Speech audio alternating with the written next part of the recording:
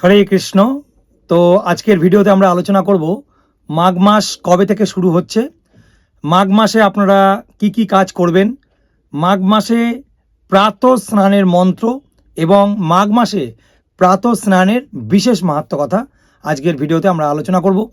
তো আপনারা সম্পূর্ণ ভিডিওটি ধৈর্য সহকারে দেখবেন, অত্যন্ত গুরুত্বপূর্ণ এই ভিডিও। হরে কৃষ্ণ।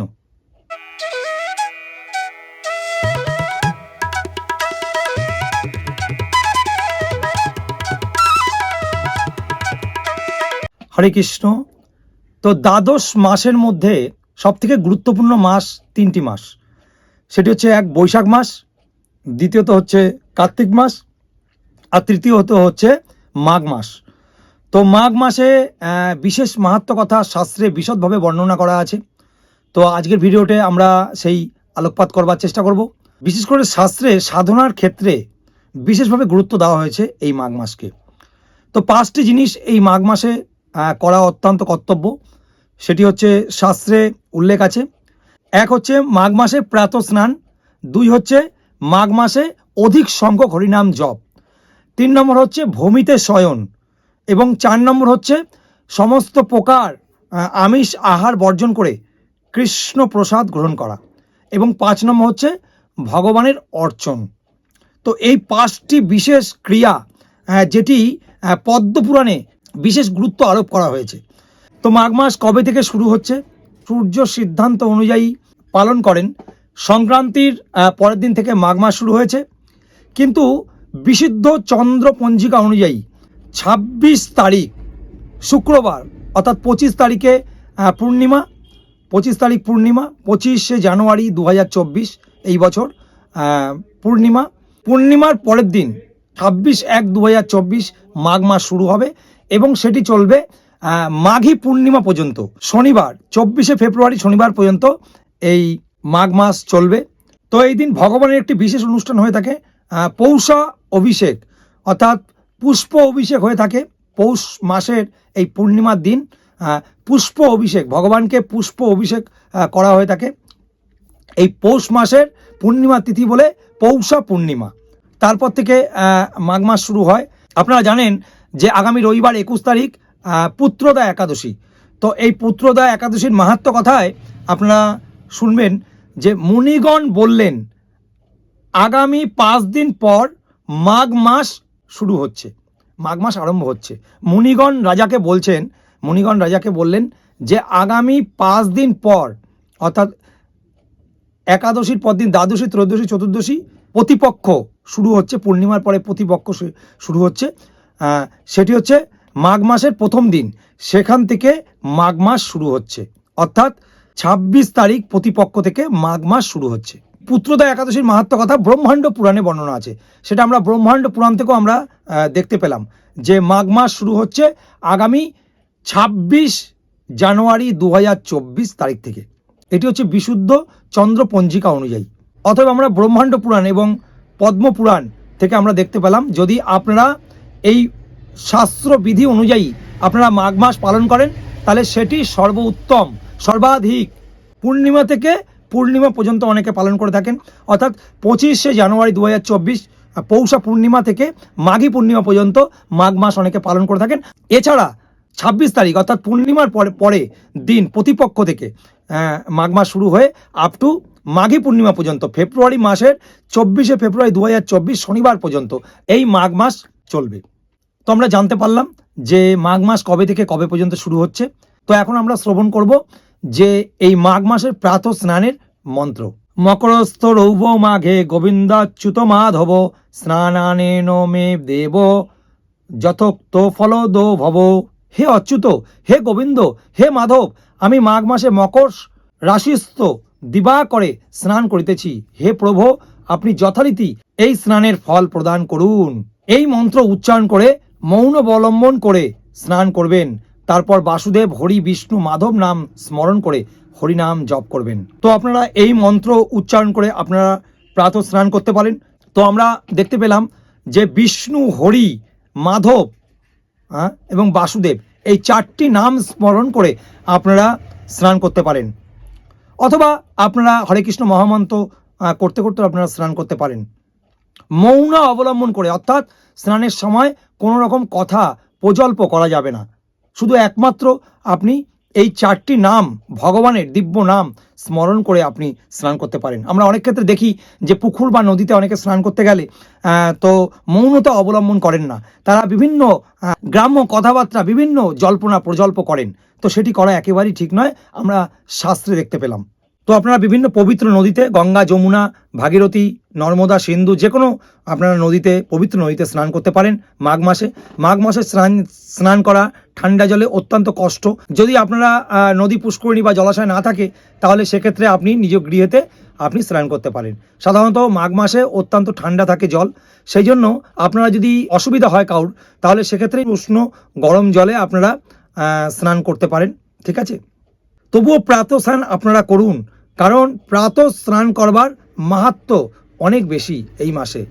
এবং এই প্রাতঃ স্নান করলে ভগবান শ্রী হরির, ভগবান শ্রী বিষ্ণুর, ভগবান শ্রীকৃষ্ণের অত্যন্ত কৃপা লাভ করতে পারবেন। এবং আপনি যখন স্নান করবেন অবশ্যই মৌনতা অবলম্বন করবেন। তো সূর্য যেহেতু মকর রাশিতে অবস্থান করে, সেই জন্য এই মাঘ মাস অনেক মাহাত্ম্যপূর্ণ। সেই জন্য প্রাতঃ স্নানের কথা শাস্ত্রে বিশদভাবে উল্লেখ আছে। তো মাঘ মাসের প্রাতঃ স্নানের কথা ভবিষ্যতের পুরাণে ভগবান যুধিষ্ঠির মহারাজের সংবাদে বর্ণনা আছে। পৌষ ফাল্গুন মধ্যে প্রাতঃ স্নানী সদা ভবেত, অর্থাৎ পৌষ ও ফাল্গুন এই 2 মাসের মধ্যবর্তী মাসে, অর্থাৎ মাঘ মাসে সর্বদা প্রাতঃ স্নান করা উচিত। তাহলে আমরা দেখতে পেলাম যে ফাল্গুন মাস এবং পৌষ মাসের মধ্যবর্তী মাস, এই মাঘ মাসে প্রাতঃ স্নান করা অবশ্যই উচিত। তো সেটি যুধিষ্ঠির মহারাজকে ভগবান শ্রীকৃষ্ণ বর্ণনা করছেন। তো মাঘ মাসে স্নান করা অত্যন্ত কষ্টকর, সেই জন্য পরমেশ্বর ভগবান কৃপাবর্ষণ করে বলেছেন যে স্নানের পরে নদী বা পুষ্করিণী বা যেখানে স্নানের পরে আপনি যত স্টেপ, যত পা হেঁটে যাবেন, তত অশ্বমেধ যজ্ঞের ফল লাভ করবেন। সেক্ষেত্রে একটি প্রশ্ন আছে, যদি নদী, পুষ্করিণী, জলাশয় না থাকে, নিজ গৃহে যদি স্নান করি, তাহলে কি হবে? নিজ স্নানাগারের সামনে যে স্নান করবার পরে আপনার যেই রুম পর্যন্ত যে যাবেন, পরবর্তী রুমে যত পায়ে স্টেপ ফেলে যাবেন, তত অশ্বমেধ যজ্ঞের ফল লাভ করবেন। মাঘ মাসের প্রাতঃ স্নানের কথা আরও উল্লেখ আছে ভবিষ্যৎ পুরাণে। ভবিষ্যৎ পুরাণে ভগবান যুধিষ্ঠির মহারাজ বলছেন, প্রয়াগং পুষ্করং প্রাপ্য কুরুক্ষেত্র মথাপি বা যত্র বা তত্র স্নানাম ঘে নিত্যমিতি শ্রুতি অবশ্যমিতি কর্তব্যং মাঘ স্নানং যথাবিধি।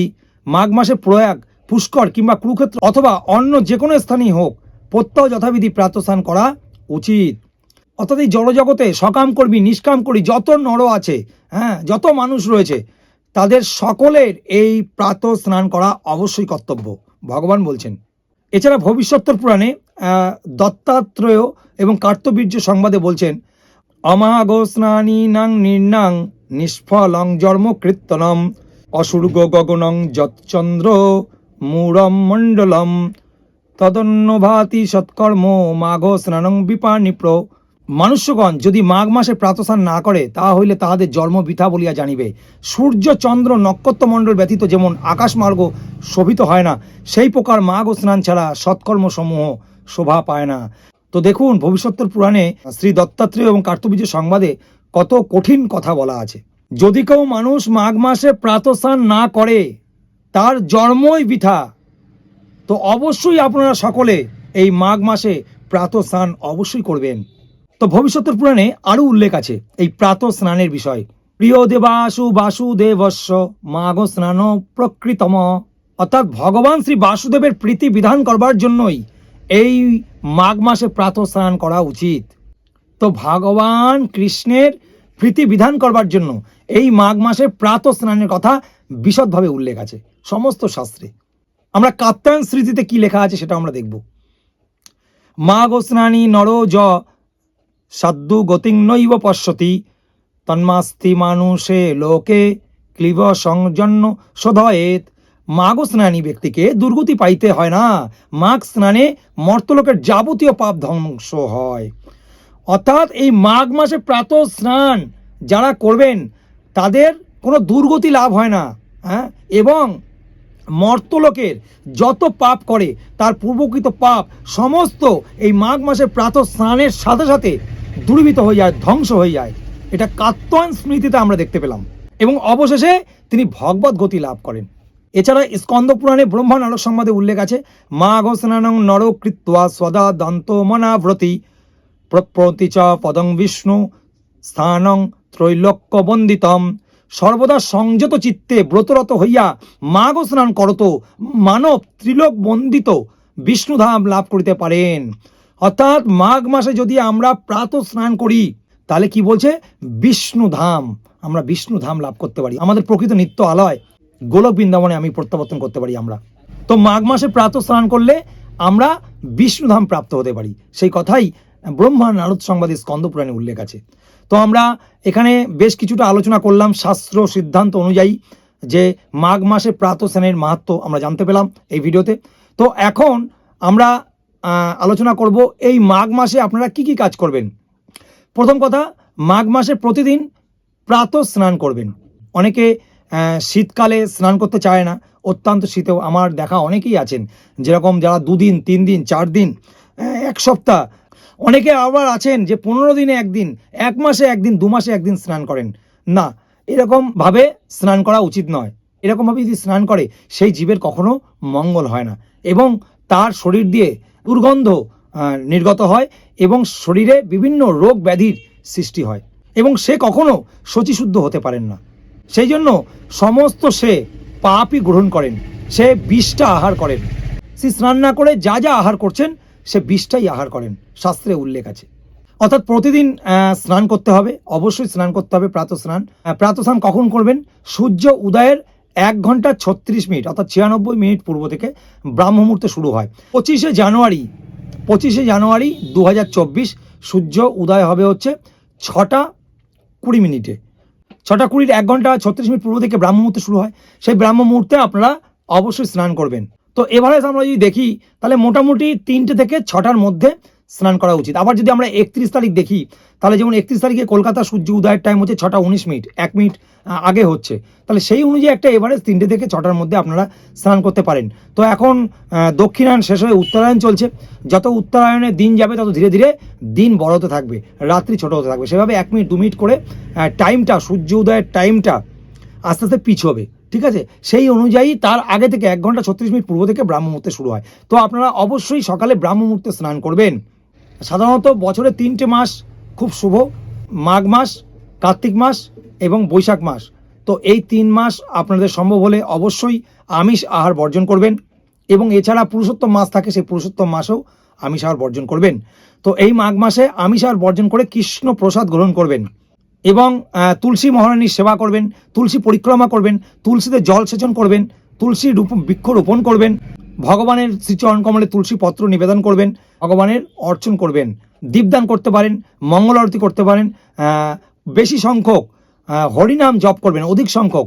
যারা 6 মালা জপ করছেন তারা 8 মালা 10 মালা এইভাবে অধিক সংখ্যক জপ করতে পারেন। যারা আপনারা ইসকনে দীক্ষিত আছেন, যারা 16 মালা জপ করছেন তারা 24 মালা 32 মালা অধিক সংখ্যক আপনারা এই হরিনাম জপ করতে পারেন এই মাসে। এবং বেশি বেশি করে শাস্ত্র অধ্যয়ন করবেন, শাস্ত্রীয় গ্রন্থ ভগবদ গীতা যথাযথ, শ্রীমদ্ ভাগবতম, চৈতন্য চরিতামৃতি, ভগবান শ্রীকৃষ্ণের বাল্যলীলা আছে, লীলা পুরুষোত্তম শ্রীকৃষ্ণ, এই গ্রন্থটি বেশি বেশি সংখ্যক পড়তে পারেন এবং শুদ্ধ বৈষ্ণবের মুখ থেকে হরিকথা শ্রবণ করতে পারেন। তো আপনারা এই কাজগুলো করতে পারেন।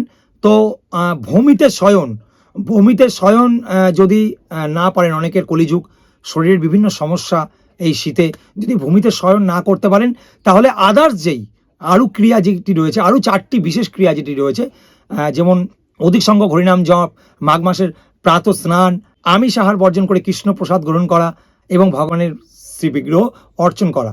তো এই কাজগুলো অবশ্যই আপনারা করুন। এই মাঘ মাসে শুদ্ধ বৈষ্ণব ব্রাহ্মণকে দান এবং ভোজন করান। বিশেষত ব্রত সমাপনের দিন অবশ্যই ব্রাহ্মণ বা শুদ্ধ বৈষ্ণবকে ভোজন করাবেন এবং দক্ষিণা প্রদান করবেন। তাহলে আপনাদের এই মাঘ মাসটি পালন করার পূর্ণ ফল আপনারা লাভ করতে পারবেন। তো আমরা আজকের ভিডিওতে সংক্ষেপে আলোচনা করবার চেষ্টা করলাম যে এই মাঘ মাসে আপনারা কি কি ক্রিয়া করবেন, মাঘ মাসে স্নানের প্রাত স্নান কখন থেকে কখনের মধ্যে করবেন, কি টাইমের মধ্যে করবেন এবং প্রাত স্নানের যে বিশেষ মন্ত্রটি সেটি আমরা এই ভিডিওতে প্রদান করলাম। তো আপনারা নিষ্ঠা সহকারে এই মাঘ মাস অত্যন্ত নিষ্ঠা এবং গুরুত্ব সহকারে পালন করুন, ঠিক আছে? আমাদের সাথে যুক্ত থেকে এতক্ষণ মাঘ মাসের মাহাত্ম্য কথা শ্রবণ করবার জন্য অশেষ ধন্যবাদ। তো আপনারা আমাদের সাথে যুক্ত থাকুন এভাবেই, এবং আপনারা যদি চ্যানেলটি প্রথমবার দেখে থাকেন তাহলে অবশ্যই চ্যানেলটিকে সাবস্ক্রাইব করে নোটিফিকেশন বেল আইকনটি অল করে দেবেন। জগৎগুরু শিল প্রভুপাদ কি জয়। নিতাই গৌর সীতানাথ প্রেমানন্দের হরি হরি বল।